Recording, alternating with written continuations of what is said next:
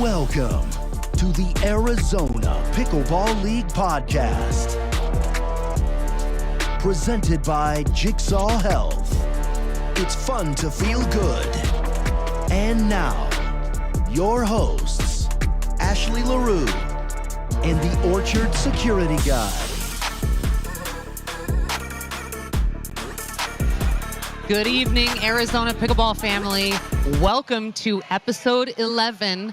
Oh, this is not episode 11. This is the post-game podcast of Game 11 in the Arizona Pickleball League podcast. And I'm here with Orchard Security Guy, OSG. What a night. What did you What a think of night. the match? Well, we had a lot of things going on tonight. Number one, I don't know if you noticed, we have a new 55-inch TCL high-def screen up there that it's a model, I believe, the 268F. Gives us the chance for these players, DJ Pickle, the other referee, to see everything. It even does the replay, too. You know what? Visibility is very important in the Orchard. Yes. You can never have too many screens. So I would like to, without further ado, introduce our MVP of the evening, Mr. Trefrey. Hello. How are you feeling? You played like a maniac out there tonight. We are pumped. I am pumped. I'm getting texts from Michigan about buying Treff jerseys, so apparently I did something right. That's right. How can we get one of those? I think I'm going to have to special order them from my guy. Oh, you have a guy. Yeah. I have a shirt guy. Of course you have a guy. Will this be like a limited edition, or are you going to mass produce? Probably build 10 at first and then probably slowly mass produce. That's smart. I like it. Well, congratulations on a big win tonight. Thank you. You are going with your team to the Orchard Championship Cup in 2 weeks, June 6th. How do you feel about that? It's a dream that has come true. I've been dreaming about it for the past 2 months. Yeah. Once I got the call from Ashley and Patrick, and I was put on the best team I could ever ask for. We have the best GM. The four of us just mesh. And I feel like we make each other better. And that's how we're able to overcome a tough team today. I totally agree. Yes. So I had a question, because I thought it was different tonight, too, than the regular season games, just from the start and the whole thing. What did it feel like on the court? Because in the audience, it was just everything, every point seemed tense. I felt when I walked through that door onto the court when it started, just a little more nervous energy. You could see it in the players. The fans were a different type of fan tonight, I think. A little older crowd. There were some wild people in the back with Ashley, but it felt a little different. And we were able to just lock it down and play our best. It was playoff energy tonight. It was like the NBA Finals. Yes. And there is a difference. You guys took every quarter. It did start off slow, though. I can't remember if you took a timeout or not, but at the very beginning, slow start for those two, especially Michael.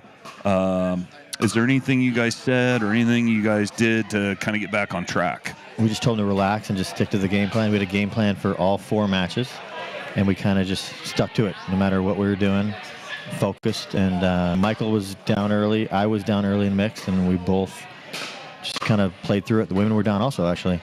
So the first 3 quarters, we were down, I think, in each quarter, and we just stayed focused and stick to the game plan and won it. That's awesome. Perseverance. What is the plan now? You got 2 weeks off. So what do you guys have planned? We are doing a team building event. We're going to be bowling, everyone on the team. I like that. And it will be filmed. So Filmed? Yes.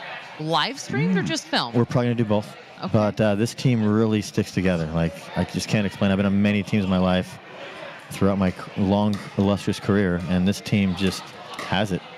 And we spend a lot of time together. We have a huge text chain that just vibrates at 4 in the morning, and, everyone's active, and, we're like family, so. We talk about that a lot, how important it is in this team atmosphere, which is, unique for pickleball. How important it is to have that symbiosis within the team and the support and genuinely just liking your teammates. I think that, it goes a long way.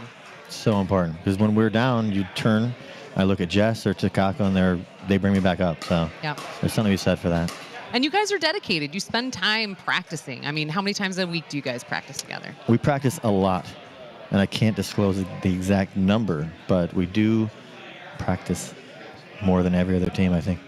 Do you think that has to do with your GM, Amy Riccardi? I mean, I've been told that she can be pretty tough. I don't know. It's her and the team. Like, I'm very busy at work, so like, I never play pickleball. But once I joined this team, I felt obligated as a teammate to not let my team down. So, I'm practicing every week. I'm working on my game. I'm playing at the highest level I've played in forever. So it's working. Whatever we're doing, it's working. So how does that feel? I mean, like you said, you hadn't been in a place where you were playing a ton competitively. I know you do tournaments here and there. But before joining the Arizona Pickleball League, you were mostly teaching, running programs at Legacy. Yep. How has this revived like the inner athlete or competitor in you? It lit a fire, and everyone's telling me. I played a huge PCH tournament down in Phoenix, and we won it over some big pros. And it's just, I'm playing great, and the confidence just keeps coming and coming. And I think this team format, allows you to build that. Yeah. The camaraderie, the format, everything's perfect. I love that. That's awesome. Do your kids tune in to the live stream when you're playing?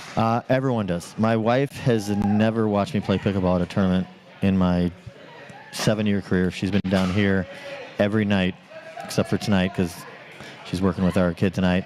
But yeah, she's watching it. I've got cousins in Michigan watching. I got family in California watching it. It's crazy. That's so awesome. I love that. We basically built at the Orchard a pickleball stadium, a boutique pickleball stadium that happens to be a TV studio, so that people all over can tune in, watch a really high quality broadcast with some high quality play, and support the people that they love and want to follow. And I think that's just really cool. I'm kind of a little out of it right now. You blew me away a little bit by symbiosis. Oh. Because it just, I'm not even sure what that means, but it sounded unbelievable.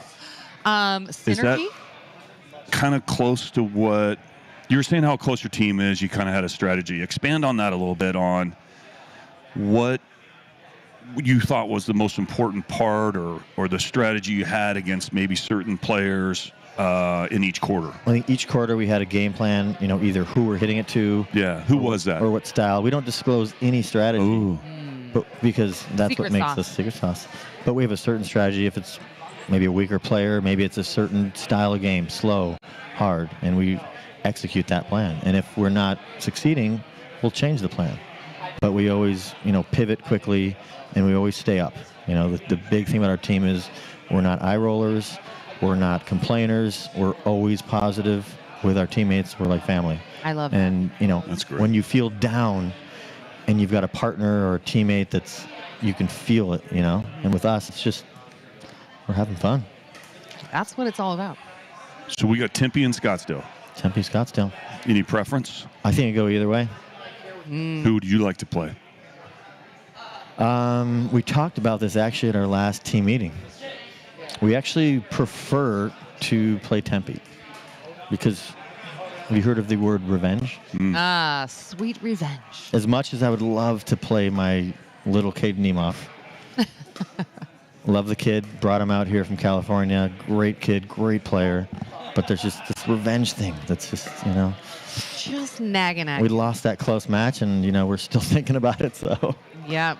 I But- think there are a lot of fans that would like to see that. But either way, those two teams are just stacked. Yeah. So, whoever comes here, plays this, is going to be an unbelievable match. Who's your early favorite on that?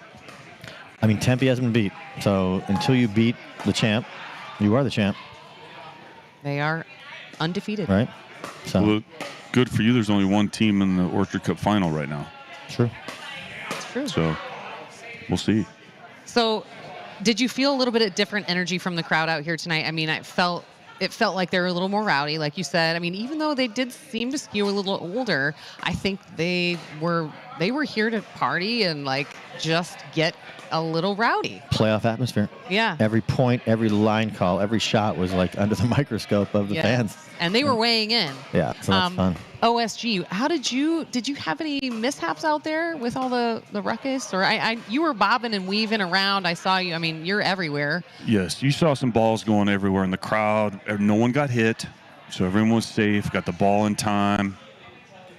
We are, obviously I went behind the curtain. I can't really talk about what happened back there. I kind of got stuck in there a little bit, dealing with some things, and luckily made it back out at the 2-minute warning. The other thing I thought was real interesting tonight, and I think this is the first time for you guys being in this situation. You are on this side for men's, and you hadn't been over here before. True. And there was some chirping going on with the fans. Actually, and you Scottsdale guys. were over here too. Oh, were you? You were on the side for and Scottsdale bought out that entire row, and it was the same feeling of just the chirping, the pressure, and it kind of got us going. So that could go either way, right? Where it gets in your head to a place where you just kind of take a nosedive, and it can kind of tick you off enough where you just level up and show them who's boss. I think you want to don't wake up the sleeping bear sometimes, and right? I guess they did. Wow. Wow. Well, are you into cold plunging? Because that's been a hot topic around here. Cold plunging? Yeah. Never tried it. Do you know what it is? No, but you're going to tell me right now. Well, I'm not going to tell you because I've never done it, but OSG is an avid plunger. Really? He's part of the plunging community. Yes, I'm part of the plunging community. Not plumbers. Not plumbers, plunging. So it's about a 39 to 45 degree temperature water that hopefully you can go in there for up to 3 minutes or 4 minutes. That's about all you need to do, but it's quite refreshing. Does a lot for muscle recovery. As you see tonight, I got to be running all over the place. So aches and pains, it's something I'd look into. Maybe pick up a few mile per hour on the speed, not only on your feet, but maybe even hand speed. So I'm kind of testing that out. I've been in there about 30 days, so I've seen my hand speed go up about 0.34 seconds so far. Well, that's not bad. Yeah. And how do you test that? Well, it's something that we have a machine we use that's behind the curtain that will shoot balls at you, and you're just kind of firing away, similar to kind of the ping pong with, you've seen that movie before. Yeah. But wait, what movie? 0.34. Forrest. Oh, yes. Forrest Gump. So you're kind of shooting balls, and you're just kind of going back. So you have a paddle in each hand for this? Yeah, because you want to speed up maybe both hands just in case. Mm-hmm. But then you might start with two, and then maybe you just go to your dominant hand, get that speed up a little bit quicker. But I like to work both sides of the body just in case. Yeah, that's smart. Very smart. So something that the audience may not know about you is that you are an avid bowler. You're on a league, aren't you? We are in a bowling league, and my bowling team is 5 pickleball players. Wow. Mm-hmm. Interesting. Very good bowlers. So how too. does that translate? I mean, do you also play bowling? Do you bowl left-handed? I do. Okay. Big lefty hook. Yeah. I'm above average at everything I do in life. So I'm not an amazing bowler, but I'm very good. My team is, 200 bowlers. They're unbelievable. Wow. I've got, and they're all pickleball players. Our team name, by the way, is Pickle Bowl. What? Oh, yeah. Of course it is. Oh, yeah. You know what? I love that. That shows dedication to the real And it's the sport. same team concept, right? Yeah. And we have 5 great guys, and guess what? We're successful. That's amazing. How does your wife let you out of the house so often with the kids and everything? I bowl every Wednesday, and it is what it is. That's my of the one deal. night, Hopefully she has her escape as well. Yeah, the Orchard League, Arizona Pickleball League was, I had to get down on one knee and say, babe, this is very important to me and to the Orchard that I participate. Yeah. And the Pythons are thanking me. I think she's probably quite proud of you. I think she's watching right now, probably. Oh, good. I hope so. Is Roy Munson in that league? He was last season. He takes off summers. He travels a lot. Okay. But he's got a heck of a hook. So, speaking of the Arizona Pickleball League and a potential season 2, we do have plans to launch the season 2 in September. And Do you think you'll get permission to throw your hat in the ring for next season as well? As long as she can come every week, have her wine and watch me, yeah. I mean, it's kind of like a night out for her, right? Oh, yeah. That's perfect. You just get a babysitter and... She took Tuesdays off, so we're good. Oh, perfect. Well, good. That's awesome.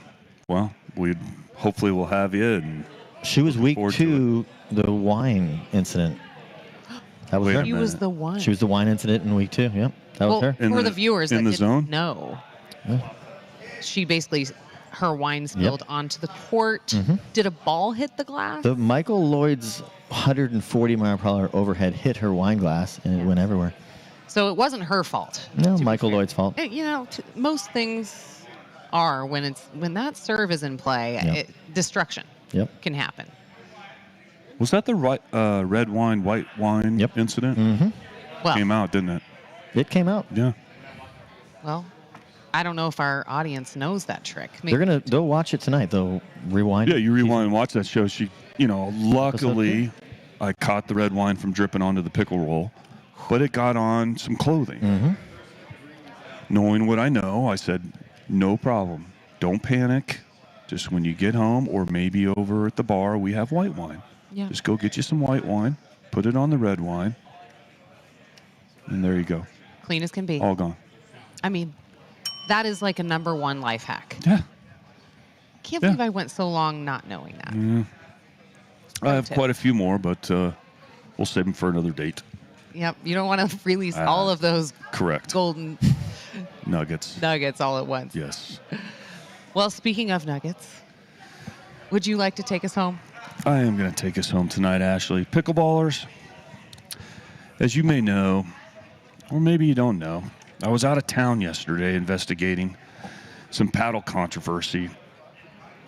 And again, with all the new testing and the DLAM controversies going on, I wanted to explain to you what is happening in the DLAM or delamination of paddles is where the outer layer separates from the core. It creates a super high COR. Okay. You may be asking yourself, what is COR? Well, it's the coefficient of restitution. Basically, with that, what that means is E equals the relative velocity after the collision divided by the relative velocity before the collision. Now, you may or may not know this, but it was developed by a good friend of mine, Sir Isaac Newton. And whether you're a non-physicist or not, or a physicist, people may just kind of refer this to what's called a trampoline effect. Well, that kind of reminds me of the days I did the security at the bounce house and watching these moms and dads jumping around, getting thrown out of control into walls and actually into other children, hurting themselves and in some cases some other kids. So next time you're playing rec or even a tournament, you might be in a medal match, and you notice the sound of the ball is a lot different. And it's just coming off the paddle with a velocity that's just extraordinary. Fast. I want you to stop the match. Come to the net and ask your playing partners, have you heard of the Newton's experimental law for that paddle? Because another friend of mine, Judas Priest, he once said, breaking the law, breaking the law, breaking the law, breaking the law. Until the next episode.